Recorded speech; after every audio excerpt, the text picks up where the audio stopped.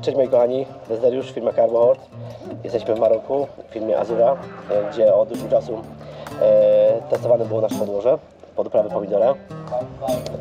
A o przydatności tego podłoża w tym rejonie, w tym kraju opowie Wam Radek, bo to on zajmuje się u nas doradztwem, pomocą. Ja tylko zdradzę, że na ten moment wszystko jest w porządku. Zapraszam za mną, zobaczymy jak to wygląda w Maroku. Jesteśmy koło Agadir.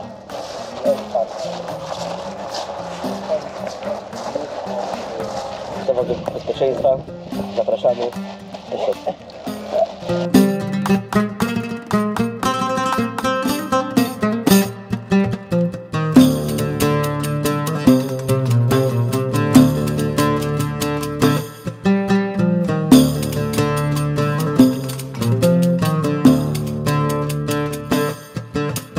Cześć kochani, udało nam się przedrzeć przez bariery ochronne, oczywiście safety first, więc bezpieczeństwo jako pierwsze, oczywiście ochrona przeciwko szkodnikom, insektom. Znajdujemy się w farmie firmy Azura, jednej z największych firm produkujących pomidory. Mają 50 farm zlokalizowanych w Agadirze oraz w innych miejscach, natomiast tu, gdzie się znajdujemy, to powierzchnia 25 hektarów. Produkują tylko i wyłącznie pomidory w systemie upraw hydroponicznej z wykorzystaniem włókien kokosowych i karbomatu. I właśnie tutaj się znajdujemy przy tych matach. Mam przyjemność pomagać im i prowadzić razem z tutejszymi agronomami tą produkcję na tych matach. Wdrażaliśmy ich w produkcję na matach z węgla brunatnego Carbomat. Całą technologię przekazałem im zgodnie ze startem, zgodnie z moimi wypracowanymi metodami i jak zacząć. Najważniejszą rzeczą, która przekonała właścicieli firmy Azura, był ślad węglowy, który dla tej maty jest o wiele niższy w porównaniu do innych podłoży. W przypadku na przykład wełny mineralnej. To jest pierwsza rzecz. Druga, ważną rzeczą i plusem dla producentów tutaj jest to, że Carbomat bardzo dobrze utrzymuje wodę w systemie korzeniowym. To jest fajny plus, który Technical Manager wspomniała tutaj o tym i dla nich to jest bardzo ważne. Dodatkowo plusem jest to, jak już wcześniej o tym wspominałem, jest to podłoże, na którym bez spadku plonu i jakości owoców możemy uprawiać pomidory, ogórki i inne warzywa nawet do 6 lat. Zobaczcie, na co warto zwrócić uwagę. Warto zwrócić uwagę na to, że tutaj rośliny są bezpośrednio sadzone do maty, więc sadzone są bardzo małe rośliny, które mają zaledwie kilkanaście dni bezpośrednio do maty i one się tutaj rozwijają. Są szczepione na podkładce Maxifort, natomiast wzrost już bezpośrednio odbywa się w macie. Prowadzone są na 2 pędy w systemie przewodnikowym.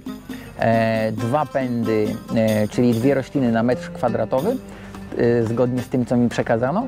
2040 m2 ma jedna sekcja tutaj w tej chwili.